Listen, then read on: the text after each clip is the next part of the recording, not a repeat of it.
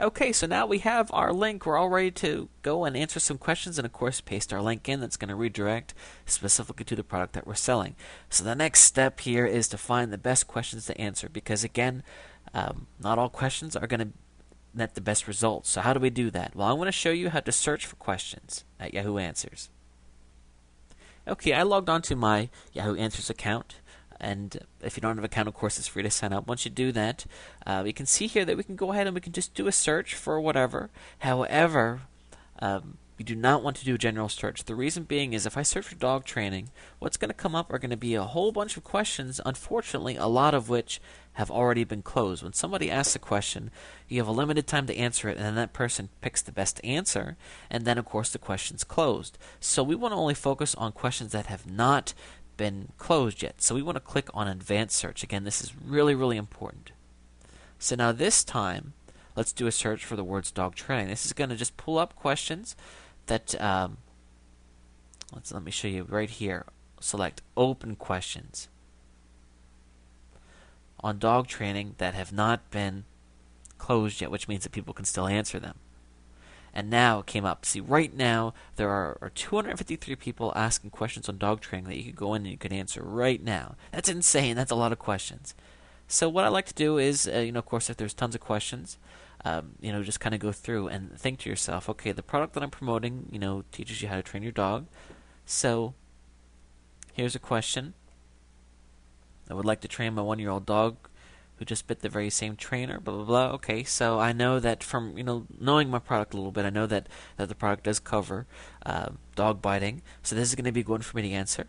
How much does it cost for dog training? Okay, well, I'm just thinking here.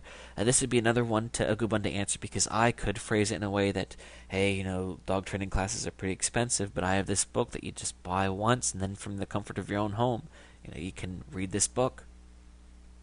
Okay, here, naming my dog training business. That does not look like a good question to answer because if someone's just looking for a name of their dog training business, obviously they're probably not going to want our book. They're not going to appreciate us going in and trying to sell them a book. So if we do that, we might be perceived as being a little bit spammy, being a little bit forceful, and people can report you. So again, we were looking for things that are natural.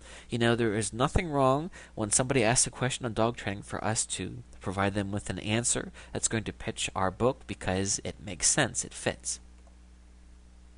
Now let's talk about questions that are even more specific.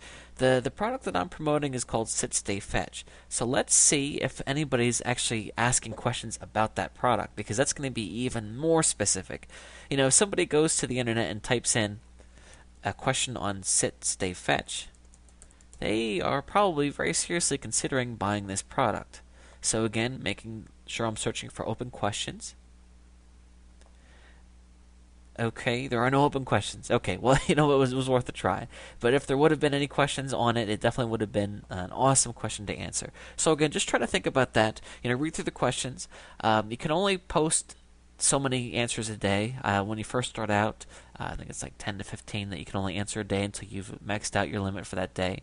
Again, you don't want to do more than 10 or 15 anyway because you're going to be a little bit, people are going to see you as being a little bit too forceful because it's not natural for somebody to want to answer so many questions like that. They must have an ulterior motive, which of course we do.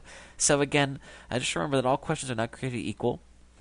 If somebody typed in, I'm looking for free dog training, that question would be okay because we're still providing them with a resource. However, if they type in free, again, they're probably not looking to spend money, so you want to keep that in mind.